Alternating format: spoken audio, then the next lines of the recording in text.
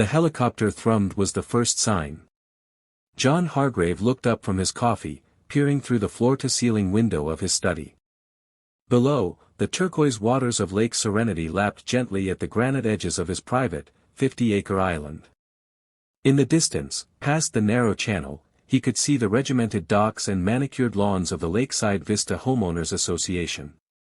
And swarming on the mainland shore, a flotilla of police boats, 2 Coast Guard auxiliaries, and that damned helicopter. A smirk touched his lips. The HOA had finally done it. For 3 years, it had been a war of letters. Violation for the unsightly 30-foot bronze statue of Poseidon, a commissioned piece from a rising Slovenian artist. Violation for the non-permitted color of his roof, slate gray, which apparently conflicted with the earth tone mandate. Violation for the excessive and disruptive private fireworks display every 4th of July, he had a federal permit. The latest, and most laughable, was the complaint about his illegal private army, his 2 retired, pensioned Marines who served as estate security and liked to jog in matching shirts. He'd ignored the fines, contested the violations, and finally, last week, he'd sent his final reply, a cease and desist letter from his firm, Hargrave & Locke, along with a bill for harassment. The HOA president, a retired dentist named Gary Plinth, had reportedly gone purple with rage. And now, Gary had called in the cavalry. John's phone buzzed. It was his head of security, Sam. "Sir, Sheriff's Department is on the radio. They say they have a warrant to inspect for code violations and unpermitted structures. They're demanding access." "Let them land, Sam," John said, his voice calm. "Escort them to the south lawn. Be polite. Record everything." Minutes later, Sheriff Roy Dawson, a man built like a fridge in a uniform, stood on the immaculate lawn, flanked by 6 deputies, 2 county code officers, and, to John's delight, Gary Plinth himself, wearing a smug, triumphant look. "Mr. Hargrave," Sheriff Dawson boomed, holding up a paper. "We have a court order, signed by Judge Miller, authorizing a full inspection based on numerous, credible complaints from the Lakeside Vista HOA regarding public safety hazards and zoning noncompliance." John took the paper, glanced at it, and handed it to his ever-present assistant, Chloe. "Judge Miller? From the county circuit? Interesting." He smiled. "By all means, inspect. But you'll find my permits, my surveys, and my deeds are all in order. Would you like coffee?" For 4 hours, they swarmed the island. They measured the height of the statue, permitted as art, not a structure. They inspected the geothermal power plant, fully permitted by the state. They examined the helipad, FAA approved. They even took samples of the lawn, organic. With each fruitless discovery, Gary Plinth's smugness faded, replaced by a simmering fury. Finally, in John's underground wine cellar, a state-of-the-art facility that also served as a world-class panic room, the code officer noted a secondary exit. "This egress tunnel. It doesn't appear on the original blueprints filed with the county." John shrugged. "It's a maintenance access for the lakeside pumps. It's on the EPA filings. But if it's a sticking point, write it up." Sheriff Dawson, sensing the mission crumbling, tried to flex. "We're also here about the illegal security personnel and the unregistered weapons." On cue, Sam and his partner, both in crisp polos and khakis, appeared. Sam handed the sheriff a folder.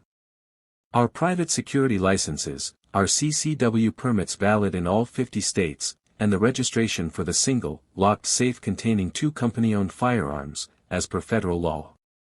"Sir." The sheriff's radio crackled. "Roy, you there? This is Chief Wallace." The voice of the state police chief sounded tense. "You need to stand down and get off that island. Now." Dawson stepped away, whispering fiercely. John just sipped a mineral water. The sheriff returned, his face pale. "Mr. Hargrave, it seems there's been a misunderstanding regarding jurisdiction." "Oh. John said, feigning innocence. Gary Plinth couldn't contain himself. What misunderstanding? He's flouting the rules. The community rules. The aesthetic. He's a blight on our property values. It was at that moment a new boat arrived. Off it stepped a severe-looking woman in a suit, followed by two men with briefcases. "Sheriff Dawson," she said, flashing a badge. "Special Agent Inez Vance, U.S. Marshals Service. This is Mr. Arthur Crenshaw from the Department of the Interior, and Mr. David Park from the National Archives." She turned to John. "Mr. Hargrave, the documents." Chloe produced a sealed, climate-controlled tube. Agent Vance carefully extracted a large, yellowed parchment. She held it up for the sheriff and a now confused Gary Plinth. "This," she announced, her voice cutting the lake air, "is the original land grant for this island and the surrounding waters, signed by President Ulysses S. Grant in 1872. It was reaffirmed by a congressional act in 1910. It grants the holder, currently, Mr. John Hargrave, sovereign authority over this land, exempt from all state and local zoning laws, with the only federal oversight being for major environmental or interstate commerce issues. Which, we have confirmed, he is in full compliance with." The color drained from Gary Plinth's face.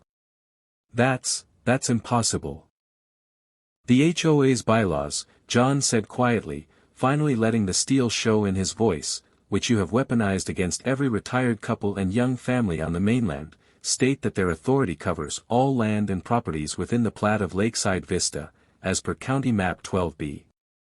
He pointed to the framed survey map on his wall. "My island was never part of that plat. It was never part of the county. It was private before your subdivision existed. You have been harassing me, a federal landholder, for 3 years." He turned to Sheriff Dawson. "You executed a county warrant on federal land.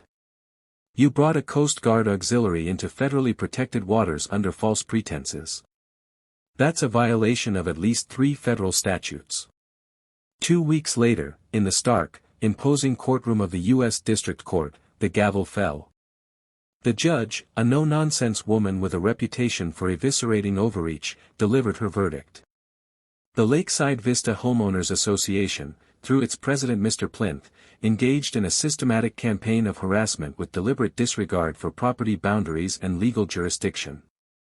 They misled county officials, resulting in a wasteful and unlawful use of state resources. Judgment is granted for the plaintiff, John Hargrave. She listed the consequences. The HOA was dissolved, its board personally liable for the millions in fines, legal fees, and damages. Sheriff Dawson's department was placed under a federal monitor. And as for Gary Plinth, facing financial ruin and potential charges of fraud and misuse of legal process, he looked hollow. John stood to leave. As he passed the defense table, Gary, a broken man, hissed, You set this all up. You waited." John paused, adjusting his cufflinks. "Gary, you didn't understand the first rule of power. If you're going to surround someone, you'd better be damn sure you know what's on the other side of their property line." Outside the courthouse, the sun glinted off the water. Sam had the boat ready. John looked across the channel at the now quiet shores of Lakeside Vista. "Home, sir?" Sam asked. "Home, Sam," John said, stepping aboard. The island awaited, sovereign and serene. The war was over. He'd won without firing a shot, just by knowing, precisely, where his land began and their authority ended.